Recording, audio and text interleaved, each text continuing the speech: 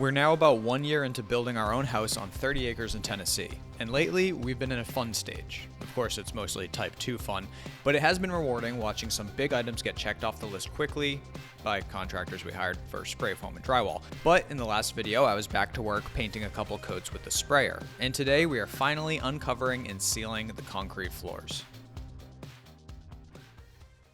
Now I gotta tell you, there is an Easter egg in this video that if you catch it, it is a big reveal. My only hint is that it's what I would call an incongruity.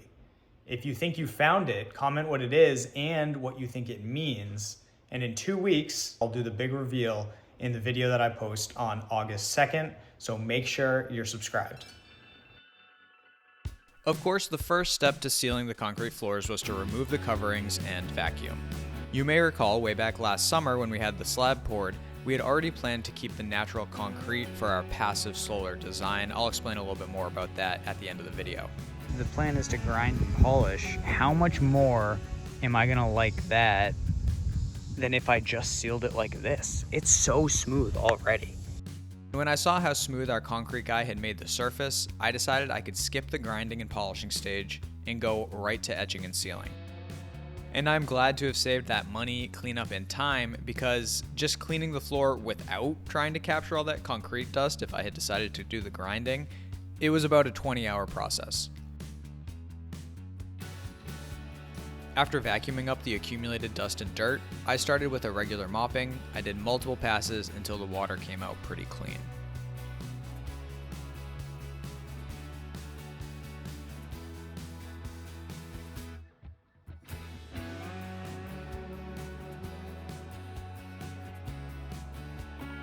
Then it was time to etch the concrete. Etching opens up the pores of the concrete so that the sealer can penetrate deeper and give a better seal. There are all sorts of harsh acid-based etchers, but I decided to go with Ghostshield Eco Etch, which is more natural, I guess, so I'm putting fewer chemicals inside our house. You can see as I spray it, it kind of foams up a bit.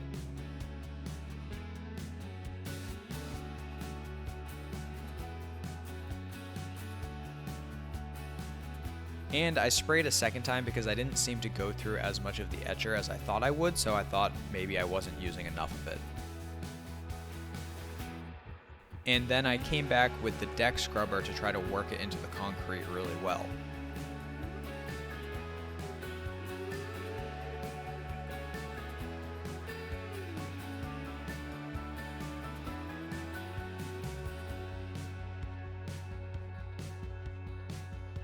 After letting it sit for 10 minutes, I poured some water over the concrete and used the wet vac setting on my shop vac to suck up all that water.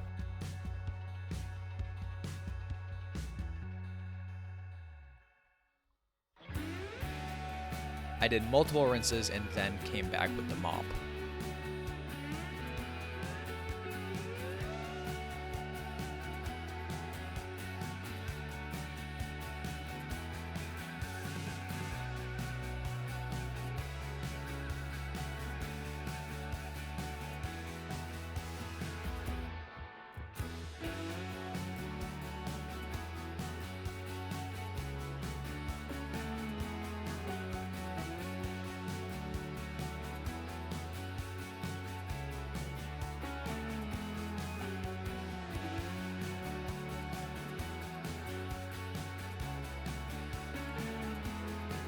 And I did this whole process multiple times to try to lighten up some of the dark spots where it looked like dirt had seeped into the concrete. Been at it since 7:30 this morning, cleaning this floor.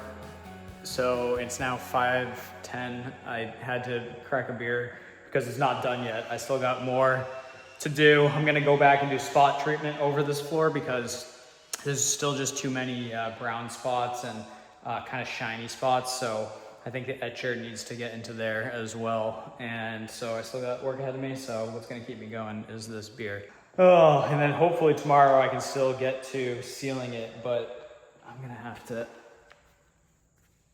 see about that because I might end up continuing cleaning. And if I'm not happy with the streaks and the brown still left in there, I'm gonna have to order more etcher. I decided it was good enough without having to etch more, and finally, after so much cleaning, it was time to actually seal the floor, which I did with this paint roller and a brush for the edges.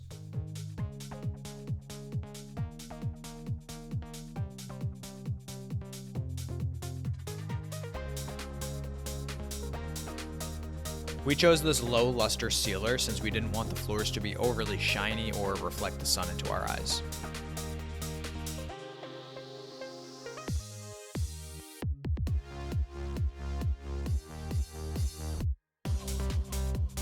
You can see how I'm trying to apply the sealer in a sort of random pattern, which they say is best to avoid streaks or obvious lines.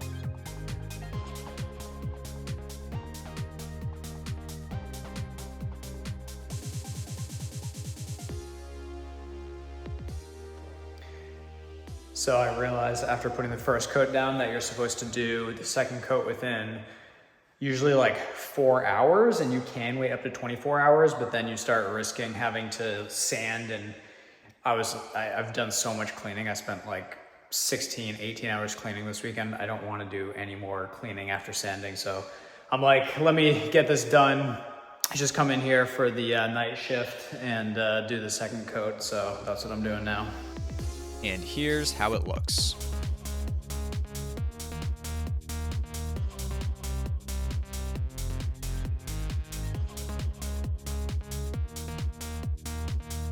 Floor is also a 10 out of 10 for comfort. So while I am overall really happy with how this floor turned out, if I did it again, I would probably seal it a little bit earlier in the process. After a year of being uncovered during construction with all the debris and the dirt, certain dirt and mud just sank into the concrete to the point that it stained it and really wasn't going to come out no matter how much I etched it or cleaned it. So I think sealing it a little earlier in that process would have been better, but still, I think it looks good. It's kind of an industrial look anyway, and I don't think that any of these little inconsistencies are that big of a deal.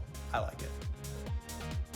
I do think this was a relatively easy and inexpensive way to get a nice looking floor that will serve as a heat sink for our passive solar home, where the sun shines through the windows in the winter when it's lower in the sky and it warms up that concrete, and the earth keeps the concrete cool in the summer while the awning blocks the sun from coming in.